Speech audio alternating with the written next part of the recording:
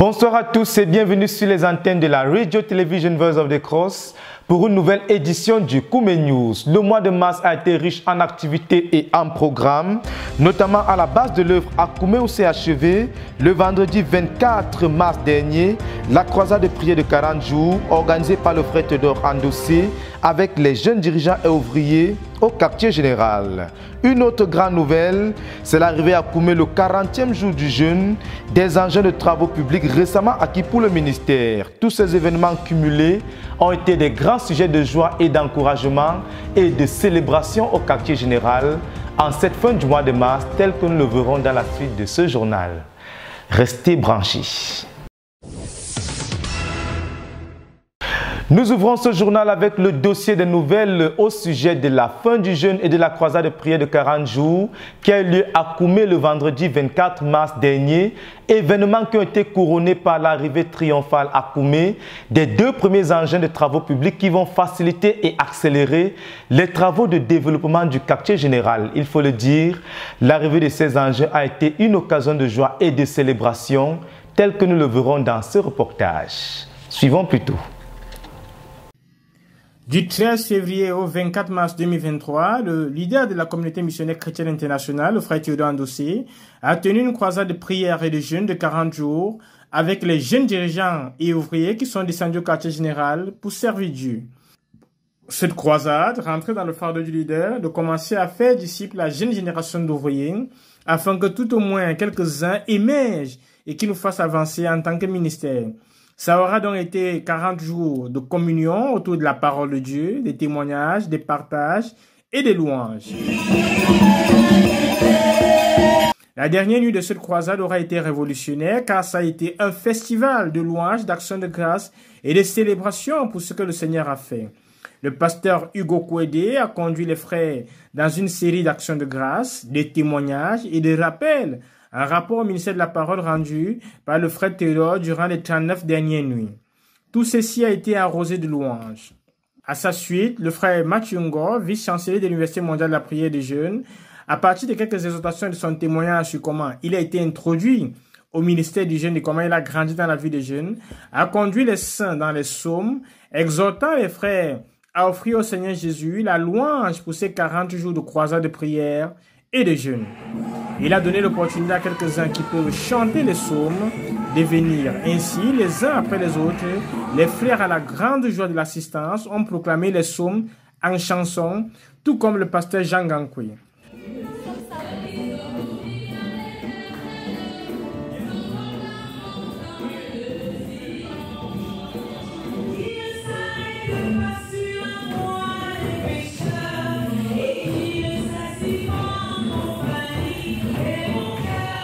Ensuite, les groupes d'individus ont rendu ministère au Seigneur.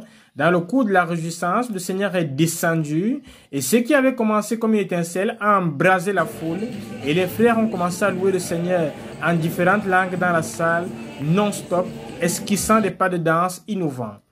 La vague de sang à louange s'est déportée à l'extérieur du hall, marchant et dansant au fil et au rythme des tam-tams, pour aller apporter au Seigneur une autre offrande de louange, de célébration, d'action de grâce pour le don miraculeux de deux engins de travaux publics, fruits de nombreuses prières et d'investissements des saints, soutenus par la main puissante du Seigneur Jésus. Ainsi donc, rendu au niveau de ces engins, une vague de louanges, de danses, de cris, d'acclamation et de proclamation a été élevée au Seigneur. Pour notre ministère sera accompli.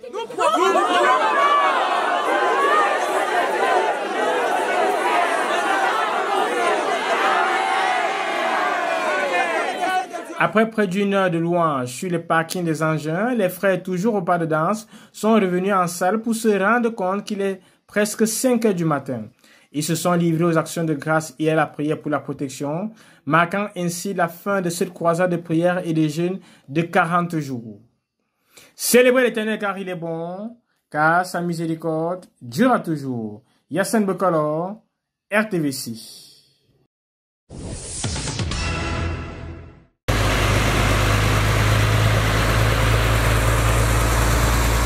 Nous sommes vendredi le 24 mars 2023. Il est 1 h du matin, passé de 20 minutes.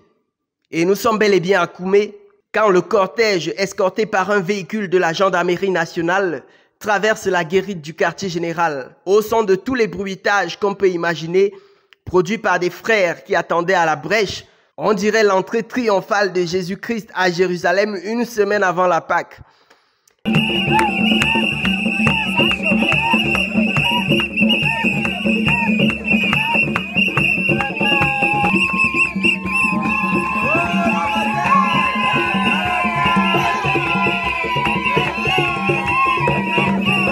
Les deux camions de la file sont l'objet de toute l'attention et des curiosités car ils transportent leur cousin de marque Caterpillar. Il s'agit d'une pelle chargeur H950 et d'une pelle excavatrice P683C, plus connue sous le nom de Poquelin, dotée d'un système mécanique hydraulique. Le parc automobile pour le développement du quartier général n'est plus que théorique ou dans les sujets de prière, les rumeurs, les conversations populaires, mais une réalité. Les premiers engins ont foulé le sol béni de Koumé, et ceci en un jour pas très anodin, car il sanctionne aussi la fin du premier jeûne de 40 jours de l'année du frère Théodore, leader de notre communauté. Un message fort envoyé depuis le ciel à nous, par celui qui est le garant de la vision, l'auteur et la source de toutes les rémas à notre disposition, celui qui soutient et confirme le ministère de son ami et serviteur ZTF. Pendant plus de 2 heures de temps, et sous une pluie torrentielle, les frères franchissent les limites du spectacle pour exprimer leur reconnaissance au Dieu de l'univers pendant que la RTVC fait son direct à la gloire de Dieu le Père. Lionel Auban, Boniface Thioni, Germain Francis Bokongo sur les lieux pour la RTVC.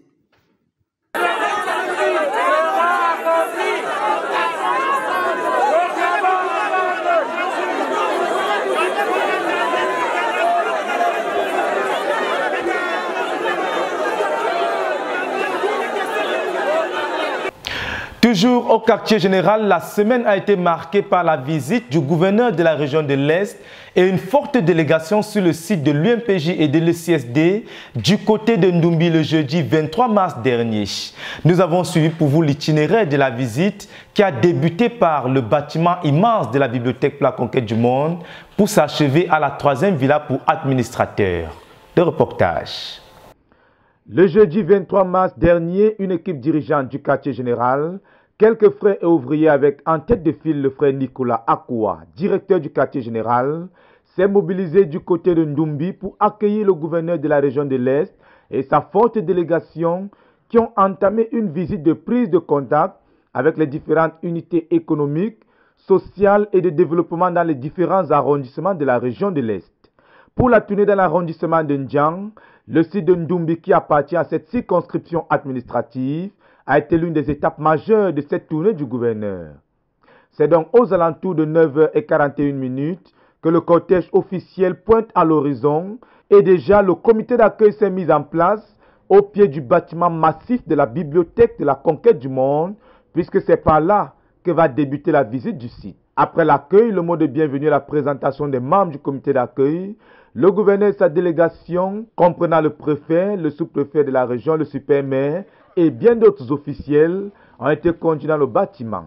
À l'entrée, le frère Nicolas Koua a tout d'abord présenté le plan d'urbanisation et de développement du site de Ndoumbi, ainsi que celui de la bibliothèque. Une fois à l'intérieur, c'est le frère Johnny Bapak, directeur de la bibliothèque pour la conquête du monde, qui a présenté la structure, les différentes étapes de la construction du bâtiment, les différents blocs de la bibliothèque, notamment les salles de stockage des livres, les bureaux, les salles de lecture pour adultes et pour enfants, et bien d'autres espaces encore, ainsi que la vision de la bibliothèque qui aura une unité de documentation, de formation et de recherche dans les domaines spirituels, académiques et sociaux, avec en vue des partenariats de formation avec des grandes universités dans la nation et dans le monde. Ceci a embrayé avec la présentation du projet de construction de l'université Zitié. Les autres institutions de formation de notre ministère déjà basées en Ndoumbi ont été présentées, en l'occurrence l'Université mondiale de prière et de jeûne qui est ouverte pour la formation de toutes les dénominations et l'école de la connaissance et du service de Dieu pour la formation exclusive des ouvriers de la CNCI. Après cette étape, Le cortège s'est rendu du côté du hall.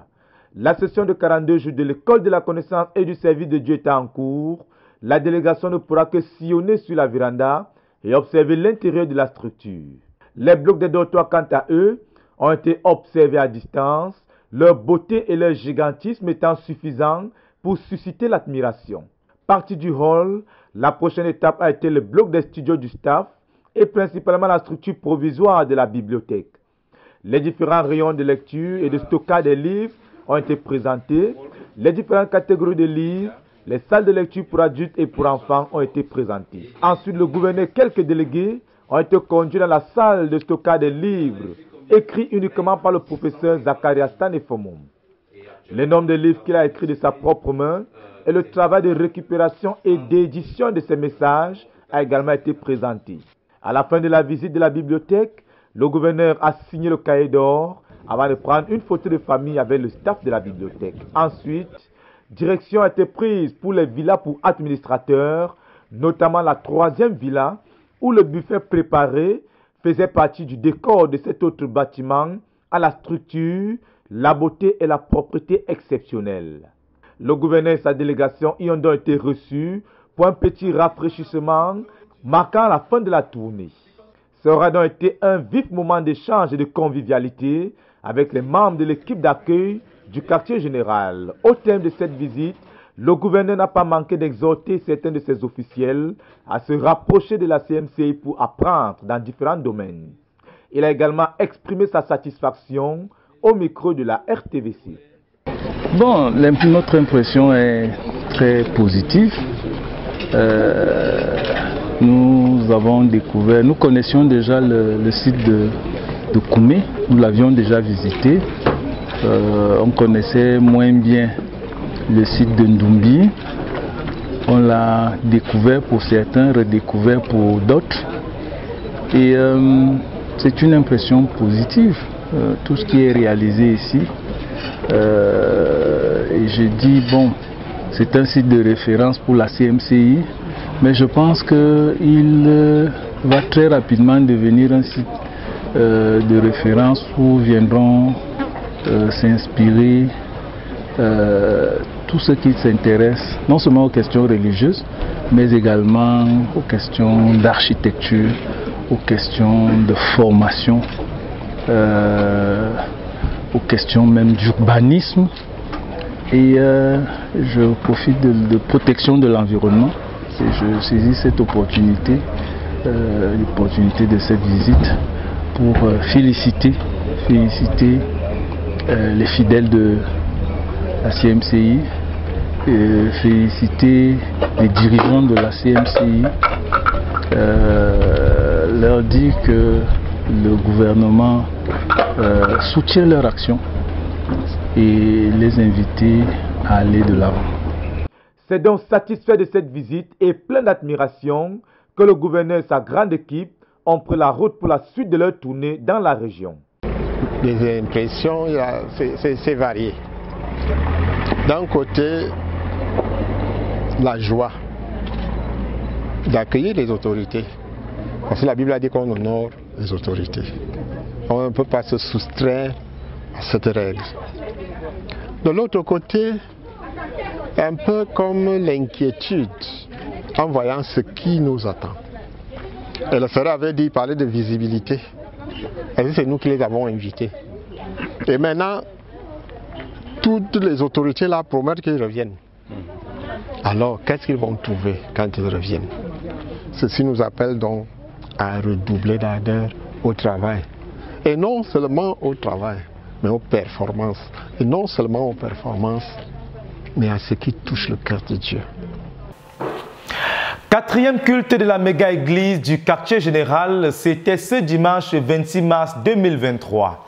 Un culte spécial réservé aux jeunes de l'église à la base, dont plus de 2300 se sont mobilisés pour cet événement inédit qui avait pour orateur principal le pasteur Théodore Andossi. Plus de détails en images dans ce reportage. Le dimanche 26 mars dernier était spécial à la méga-église du quartier général. C'était un jour mémorable, une rencontre inédite des jeunes puisque c'était le culte spécial pour tous les jeunes du quartier général. Ils en ont été environ 2366 personnes, réunies au nombre desquelles les jeunes des différents centres et leurs invités, ainsi que plusieurs frères venus de la nation et des nations, pour prendre part au cours de l'UMPJ des pasteurs, missionnaires et implanteurs d'églises. Dès 8h30, la chorale a commencé à inonder la salle de la louange pendant que des groupes de personnes priaient pour cultiver l'environnement par la présence de Dieu. La coordination de la rencontre a été assurée par le frère Johnny Bapak, qui a parti du passage d'Ésaïe 60, les versets 1 à 3, et de plusieurs autres partages et exemples, a exhorté les jeunes selon la parole du Seigneur à se lever et briller.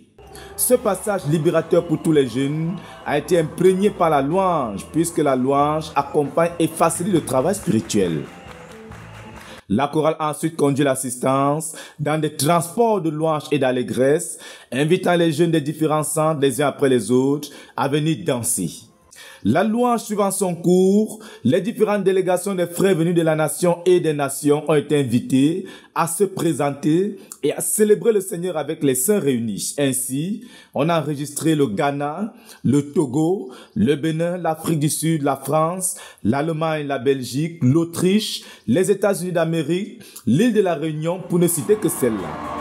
Après ce riche moment de célébration, le pasteur de la méga-église, le frère Alphonse Tawet, a pris la parole pour préparer l'auditoire au message de l'évangile qui a été prêché par le frère Théodore Andossé, leader mondial de la CMCI, qui a pu trouver un espace dans son lourd programme pour prendre part à son premier culte de la méga-église. Ce n'est donc pas un hasard si Dieu a rendu le leader disponible en ce jour des jeunes, qui marquait alors l'émergence et le décollage du mouvement des jeunes de l'église du quartier général.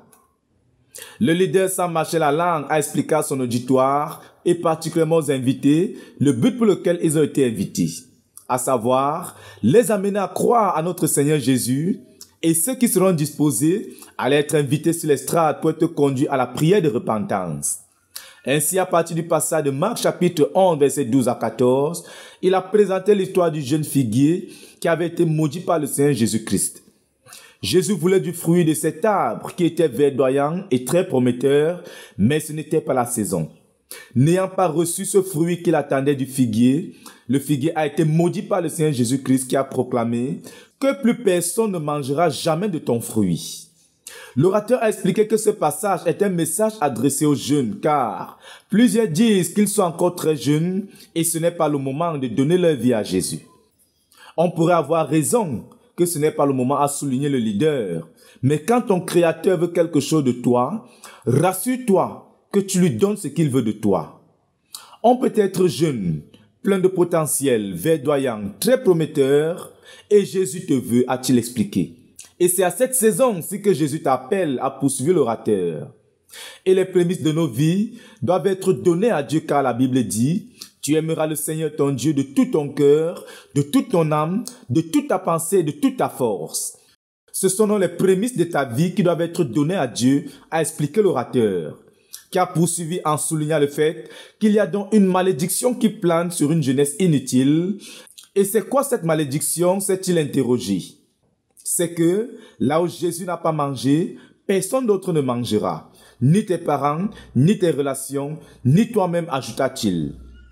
Finalement, à partir d'Ecclésiaste chapitre 12, le verset 1, le frère Théodore, orateur principal, a invité chacun des jeunes présents à se souvenir de son Créateur, de son Rédempteur, de peur de le regretter plus tard. Give God his place in your life. Donne à Dieu sa place dans ta vie. Turn your back to your sin. Tourne ton dos à tes péchés. When you are still young. Pendant que tu es encore jeune. So that Afin que you may not regret. tu ne puisses pas regretter. Donne à Dieu sa place dans ta vie quand tu es encore jeune, a-t-il martelé, avant d'inviter chaque jeune présent à se sauver d'une jeunesse et d'un avenir maudit en donnant à Dieu sa place dans leur vie. Il a de ce pas lancé l'appel non seulement aux jeunes invités, mais aussi à ceux des jeunes qui sont dans l'église. Et au total, 192 personnes se sont jetées dans les bras de Jésus en réponse à l'appel lancé par le leader. Le leader ensuite invite le pasteur Alphonse Tawet à prendre tout cela à part dans le petit hall du quartier général et de distribuer à chacun pour lire avec eux le traité évangélique intitulé « Trop tard » afin qu'ils comprennent bien l'évangile avant d'être conduits à la repentance. Après la lecture de ce traité, ils ont tous été conduits à la repentance et après une exhortation sur le baptême dans l'eau, ce sont 42 personnes qui se sont engagées sur place à cette obéissance et elles ont été baptisées dans l'eau à la fin du culte. Du Fils et du Saint-Esprit. Amen. Je me sens très bien. En fait, ce qui m'a amené à baptiser, à être un d'abord là, ce dimanche, c'est parce que j'ai mon petit frère qui vient ici de temps en temps, David. En fait, sa manière de vivre et sa façon de voir les choses m'a beaucoup inspiré. Cela un peu très longtemps. En fait, je me suis décidé aujourd'hui, il est parti me chercher ici. Mais je ne regrette pas. Pour le reste, les annonces ont été communiquées et les missionnaires Donald Ngongé des États-Unis d'Amérique, le frère Bossung Koumabe du Bénin et le frère Albert Congo de la France ont été invités à venir bénir le peuple et à les recommander à la grâce de Dieu. Et c'est un message qui dit tout. Parce qu'à toute heure, le Seigneur peut demander les fruits à n'importe quel jeune. Donc il faut qu'en tant que jeunes, nous soyons capables de lui donner ce qu'il veut.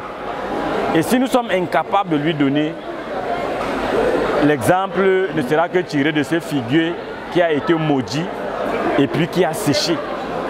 There is vision, there's vision. The leadership has vision. Vision for youths. Vision to take the youths and get the youths committed to the vision that God has given to us. I thank God for that. And Brother Theodore's ministry today, it was also wonderful. Multitudes of youths came forward to give their life to Christ. I was just blessed. It's just wonderful to see multitudes of youths come to the Savior. Il faut rappeler que toujours ce dimanche 26 mars, après le culte de la méga-église, les saints se sont mobilisés du côté de Ndumbi pour prendre part à la cérémonie de clôture de la session de 42 jours de l'école de la connaissance et du service de Dieu qui s'est tenue du 13 février dernier au 26 mars dernier. La cérémonie a été présidée par le pasteur Théodore Andossi. Plus de détails à ce sujet vous seront donnés à notre prochaine édition du Koumé News.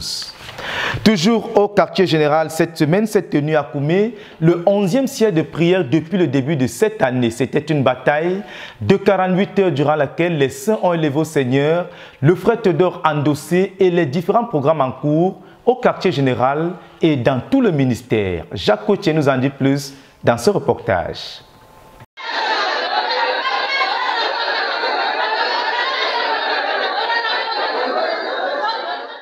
Le 11e siège de prière du ministère à la base de l'œuvre à Koumé s'est achevé ce mercredi 29 mars 2023 vers 14 h. C'était une bataille de 48 heures ayant pour objectif l'intercession pour les programmes en cours dans le ministère et ceux à venir, la protection et la marche avec Dieu du frère Théodore, de tous les dirigeants à tous les niveaux pour le compte du mois d'avril 2023. La sœur Esther et ses combattants se sont donc retrouvés pour engager cette confrontation le 27 mars 2023 à partir de midi. Ils ont d'abord pris un temps pour adorer l'Éternel pour sa puissante main à l'œuvre dans le ministère. Ils ont engagé cette bataille avec la prière pour le frère Théodore. Ils ont poursuivi avec les programmes en cours dans le ministère, à savoir l'UMPJ des pasteurs en cours à Koumé, le collège pastoral en Côte d'Ivoire, le ministère en Inde avec la sœur Ruth Donald.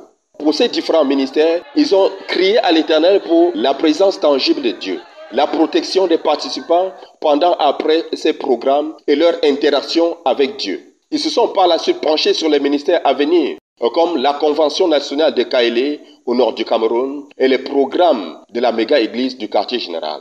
La sœur Esther et les intercesseurs ont combattu pendant cette période aussi pour l'accomplissement du but de la phase 3, en enfantant dans la prière 3100 faiseurs de disciples additionnels qui obéissent au message de Berthois, 2300 maisons additionnelles devront abriter les églises de maisons de 50 à 100 membres et 2100 églises de maisons additionnelles de 50 à 100 membres pendant la phase 3.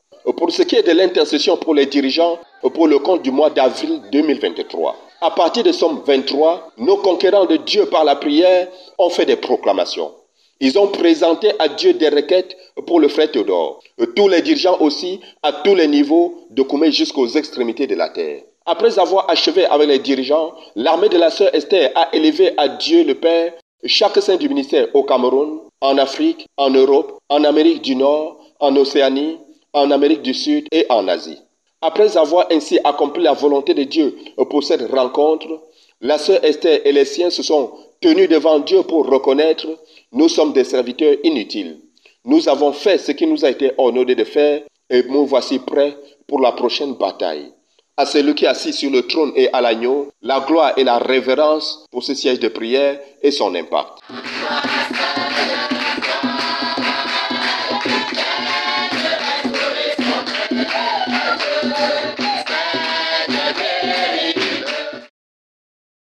Week-end d'enseignement, d'édification, de salut et de délivrance à l'église de Douala, c'était au cours de la 5e session de l'école d'évangélisation présidée par l'évangéliste Jean-François Edogué, missionnaire numéro 1 de la CMCI au Mali.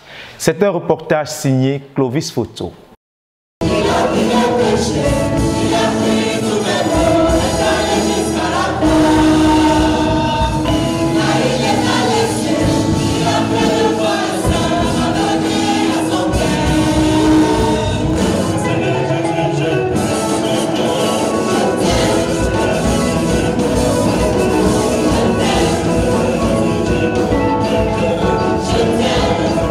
Week-end d'enseignement, d'édification et de visitation de salut. C'était au cours de la 5e section de l'école d'évangélisation présidée par le pasteur Jean-François Edogué, missionnaire de notre œuvre au Sahel. Pendant 2 jours, le prédicateur de l'Éternel a déchargé le fardeau de son cœur après avoir constaté que les évangélistes conduisent les centaines de personnes au Seigneur, mais peu demeurent au sein de la communauté.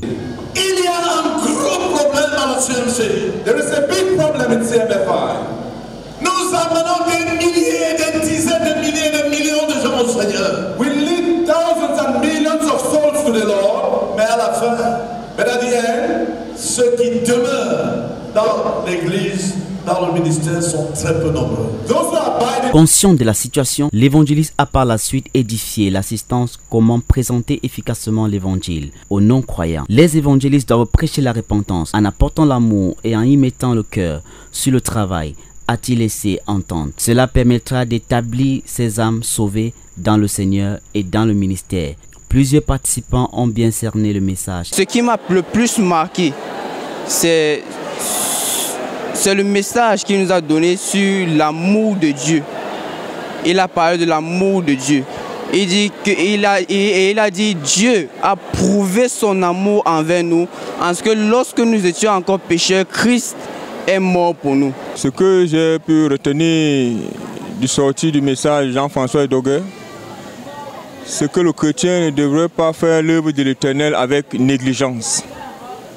Il devrait s'atteler et que l'œuvre de l'Éternel doit arriver dans son cœur.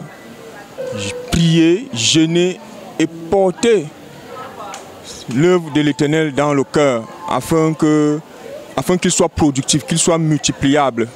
The message of today was so good. It was touching with Jean-François Edogué.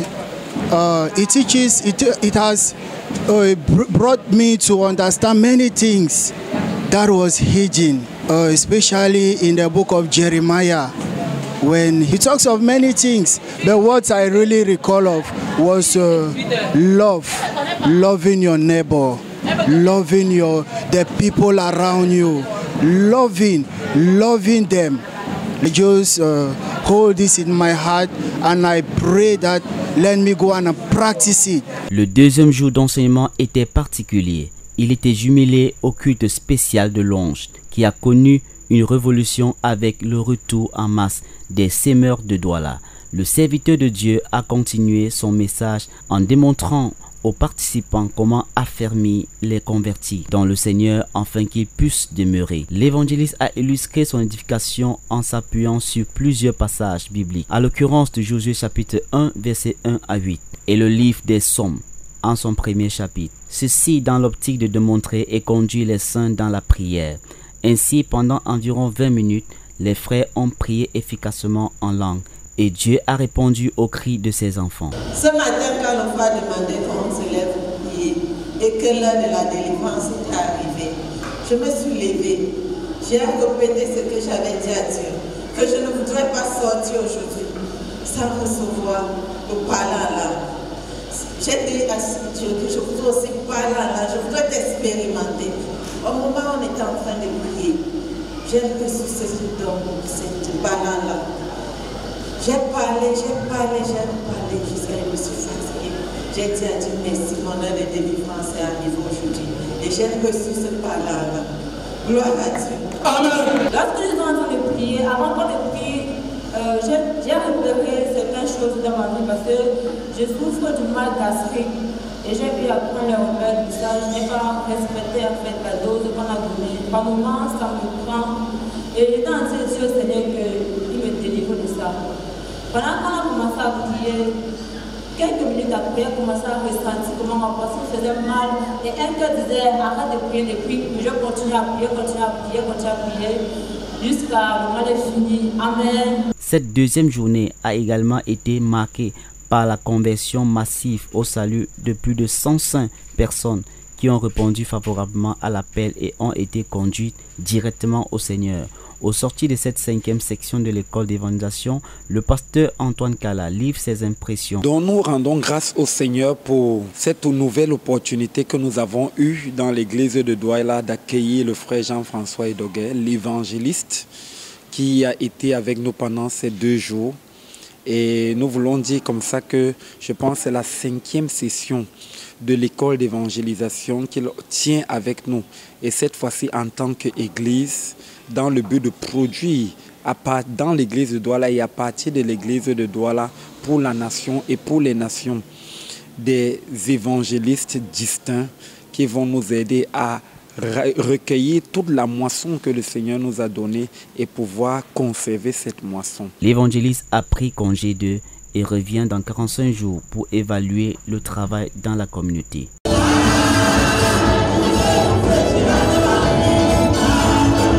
Visite et ministère du pasteur Théodore Andossé aux dirigeants de l'église à Yaoundé. C'était ce samedi 25 mars 2023. La question du leadership de l'église à Yaoundé était donc au cœur du riche ministère de la parole rendu par le leader aux dirigeants rassemblés. Imdiana nous en dit plus dans ce reportage. L'église à Yaoundé a une fois de plus été honorée de recevoir en premier lieu le ministère du leader après la rupture de son premier jeûne de l'année. Le 25 mars 2023, le pasteur Théodore était en Guinée au milieu de plus de 120 dirigeants venant des 4 coins de la ville. Et Bolova a été également représenté, sans oublier nos visiteurs de l'Allemagne, de la France et l'Espagne. Après les actions de grâce personnelles, nous avons eu droit à quelques nouvelles venant de la méga-église, de la PSU, de Jeunesse et Vie, ainsi que du QG donné par le pasteur de l'église du quartier général en la personne d'Alphonse Tawet. L'orateur principal, prenant la parole, a d'abord encouragé les dirigeants à ne pas être que des mendiants, car l'on donne peu aux mendiants. L'on se débarrasse du mendiant en lui donnant le superflu. Mais ceux qui communiquent une vision et infusent l'enthousiasme, on leur donne tout le cœur. Et quand tu as tout le cœur, l'argent va suivre. Après le témoignage du pasteur Ghislain Dogmont, l'un de nos missionnaires en Allemagne, à partir de Jean chapitre 21 du verset 22, verset 23, le leader a abordé la question du leadership à Yaoundé. Il a commencé en donnant certains éclaircissements. Le pasteur Théodore a continué son intervention en relevant le fait qu'on ne peut pas ancrer dans le leadership avec une vie secrète. On ne peut pas être un dirigeant en étant un inconnu. On ne commence pas aussi le leadership en étant le premier aîné sur la chaîne. Celui qui n'a jamais su comment apporter l'obéissance ne saura jamais comment demander l'obéissance. L'autorité n'est pas en sécurité entre les mains d'une personne qui n'a jamais été sous autorité.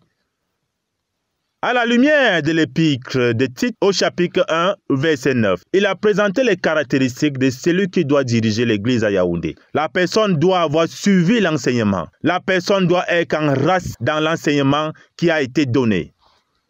Il a poursuivi son intervention en faisant remarquer que le leadership de l'église à Yaoundé a été quelque chose qui a été contesté.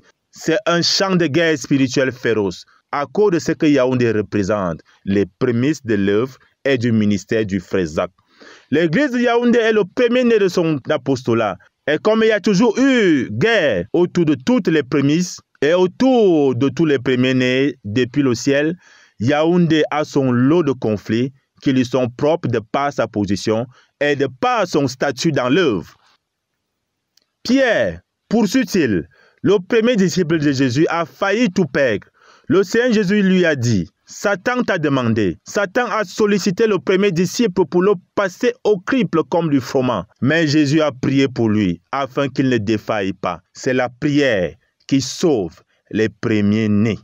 On n'a pas décrété, a-t-il fait remarquer, que tous les premiers-nés vont échouer. Jonathan n'a pas échoué. Le Seigneur Jésus-Christ n'a pas échoué. C'est la prière qui sauve les premiers-nés. Un Yaoundé sans prière, c'est un Yaoundé qui doit échouer. Un Yaoundé sans prière, c'est un Yaoundé qui est voué à l'échec. Parce que c'est la prière qui sauve les premiers-nés.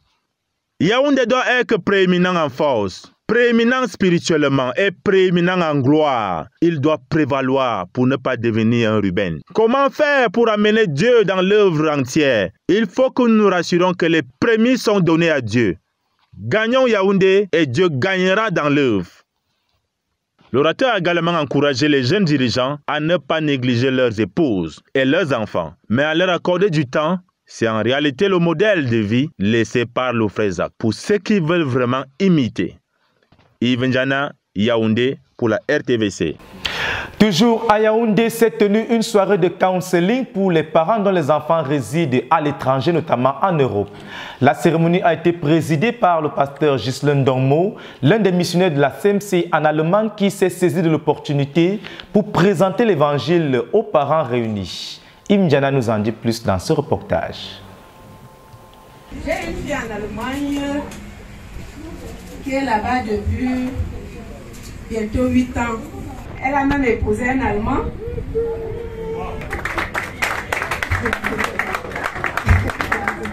La coupure momentanée de l'électricité et même la pluie n'ont pas pu empêcher la tenue de la soirée du counseling aux futurs étudiants à l'étranger. Les parents qui ont des enfants issus de la diaspora avaient aussi reçu l'invitation. Ils sont donc partis des 4 coins de la ville de Yaoundé et même de Douala pour prendre part à cette première rencontre.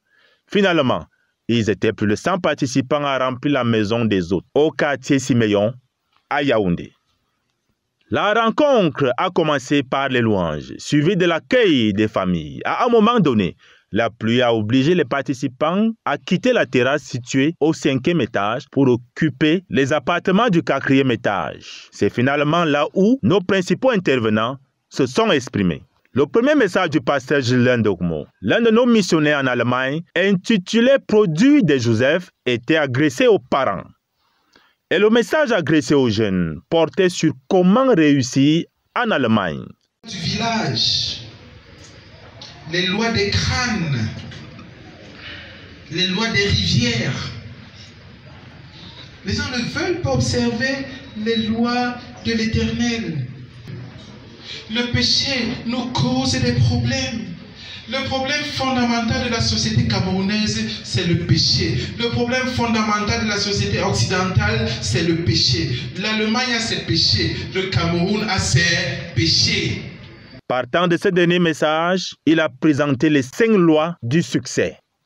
Théophile Tchencho, Kaga Airbus et Tatiana Kouagné, ingénieur Mercedes, en vue de préparer les futurs voyageurs, ont aussi donné le témoignage de leur vie en Allemagne. Dépressif. Parce que tu vas penser que le monde est tombé sur la tête, rien ne te risque. Pourtant, c'est un pays d'opportunités. Celui qui est prêt à travailler, il y a le travail pour tout le monde, c'est disponible. Et il y a la possibilité, dans le fait d'être en Jésus, de servir Jésus, ça te garde sur les rails pour ne pas dévier. Parce qu'il y a tellement de pièges. Il y a tellement de voies faciles. On peut gagner rapidement l'argent en vendant de la drogue.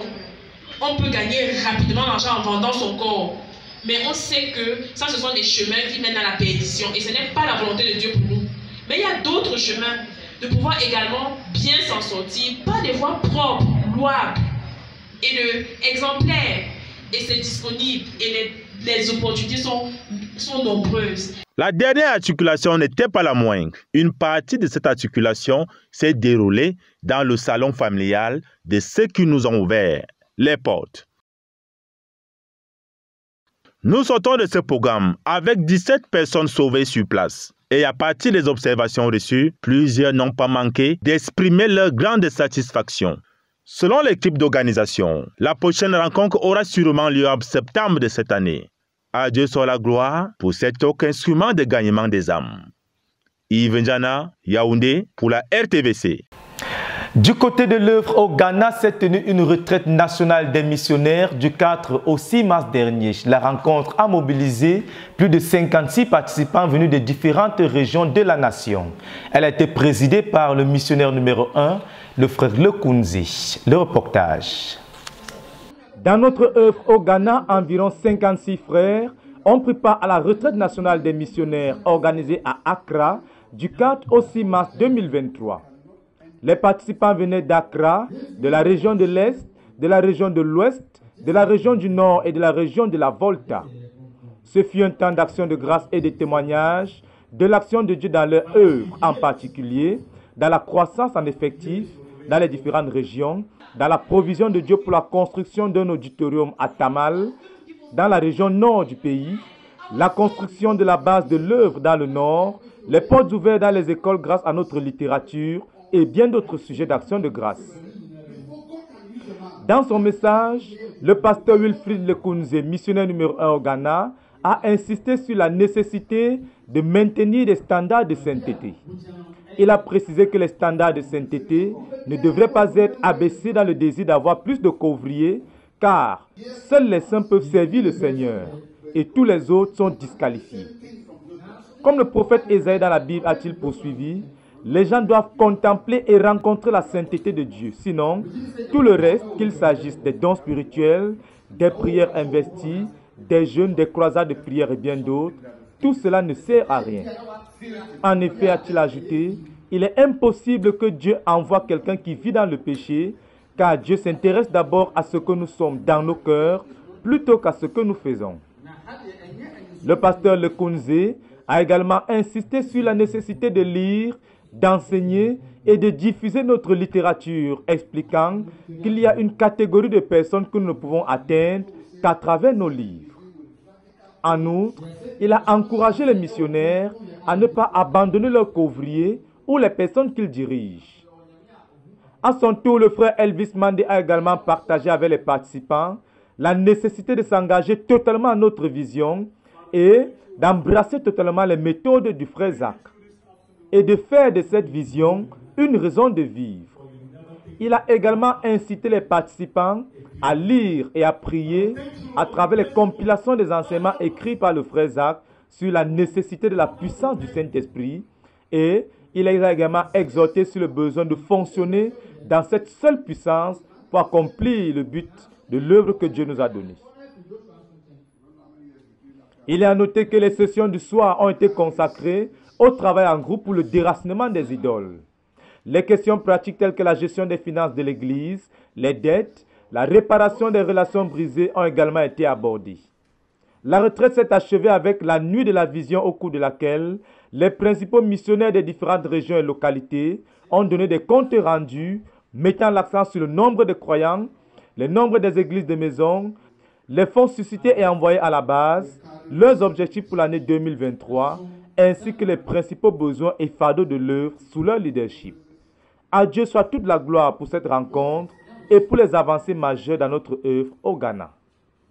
Une annonce avant de clôturer ce journal, c'est la tenue à Koumé en ce moment du cours spécial de l'Université mondiale de prière et de jeûne adressé aux pasteurs, missionnaires, implanteurs d'églises. Le cours a débuté ce dimanche 26 mars et plus de 300 participants de 22 nations sont déjà présents. Le fardeau du leader pour ce cours est le besoin pour chaque dirigeant de grandir avec l'œuvre. Nous vous donnerons plus de détails à ce sujet à notre prochaine édition du Koumé News. D'ici à là, restez connectés sur les antennes de la Radio Television Voice of the Cross. C'est la chaîne de la Bible. Que Dieu vous bénisse.